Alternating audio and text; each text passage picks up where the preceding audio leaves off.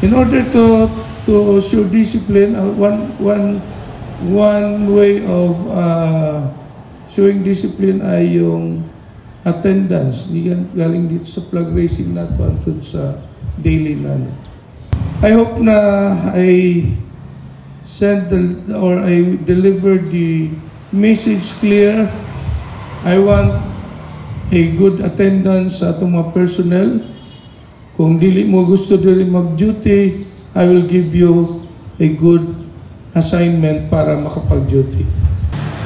Once again, I will remind everybody, your attendance in this, your daily attendance will be monitored, and if you receive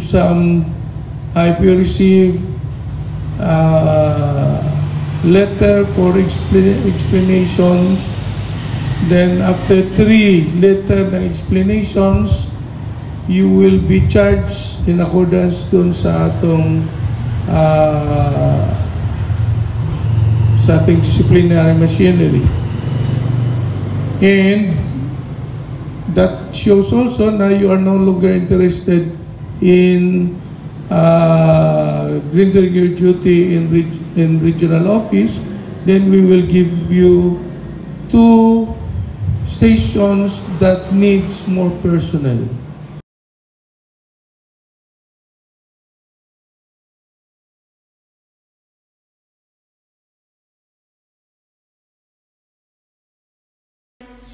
Remember, we have shortage of personnel in Lanao.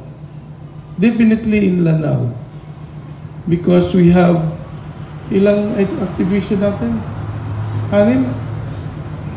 We have 6 stations na inactivate na kulang sa tao. So, if you do not want na mag-duty din sa regional office, and that is by showing tardiness as well as absenteeism sa inyong trabaho din sa regional office, then we will be compelled to bring you to or to send you to stations that needed personnel.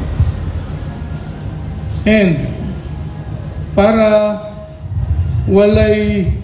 wala inyong gawing dahilan, so we will be compelled to file administrative charges before you will be removed from this office. Nagkaintindihan? So, simple lang naman. Pumasok, umuwi. Pero pagka ayaw, then wala po ko'y magawa. So, admin, I will task the admin to fully monitor all attendance. Ardo. So, dapat ay makikita yung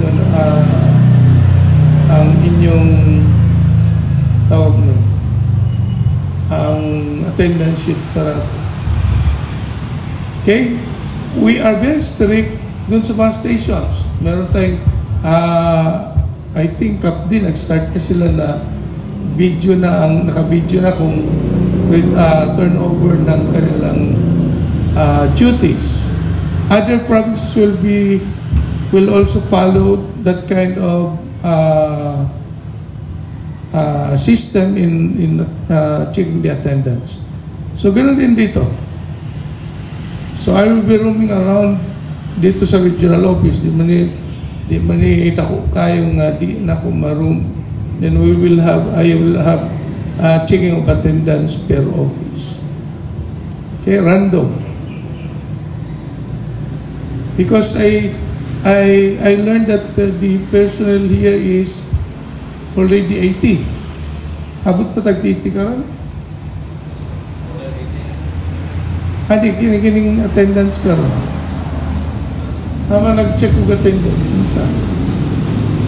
Kinsa nag-check ko attendance. Ang sa pila man kabok ang naa.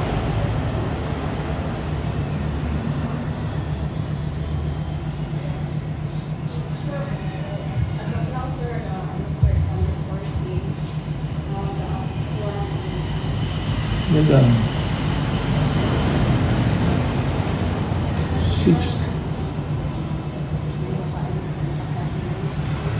Okay, ilan ba ang na-check mo natin? 60 compared to 114. That's half. Almost half. Yes, kahit na naka-LDS, naka-ano, pero yung hindi naman half ang naka-LDS, hindi half ang naka-live. Tama?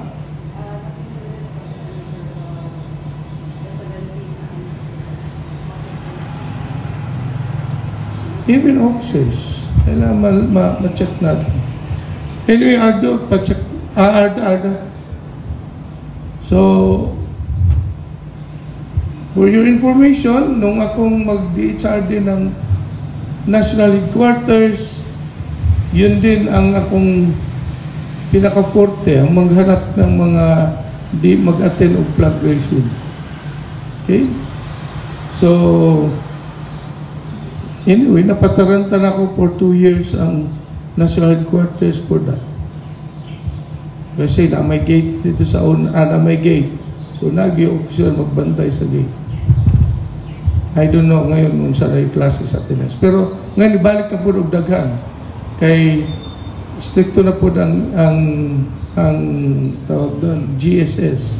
Si Colonel Langkay at Colonel Rosete ang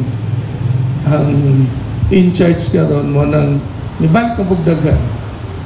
So, ganun din. In order to show discipline, one way of showing discipline ay yung attendance. Galing dito sa flag raising na to antod sa daily na. So from time to time na mga kailangan, kunya ka mula ang nakaibalo, walay makuha ang informations. Okay? I hope na I delivered the message clear. I want a good attendance sa atong mga personnel. Kung dili mo gusto dili mag-duty, I will give you a good assignment para makapag-duty. Thank you and good morning.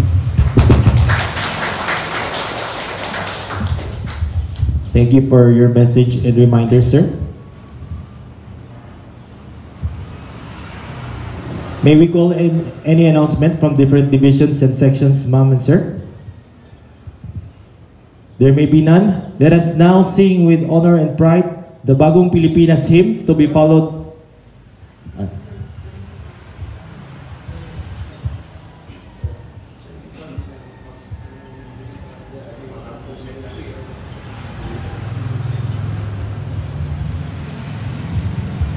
Let us now sing with honor and pride the Bagong Pilipinas hymn to be followed by the BFP hymn.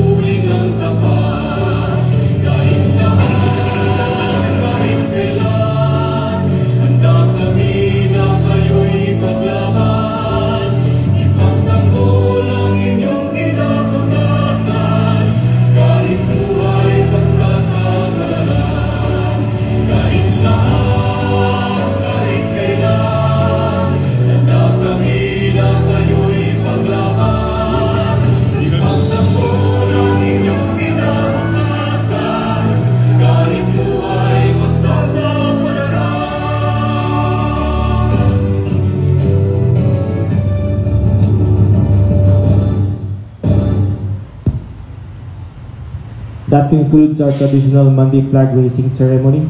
This has been your host, Fire Officer 2 Herwell Rabe. Thank you and let us have a safe and productive week ahead.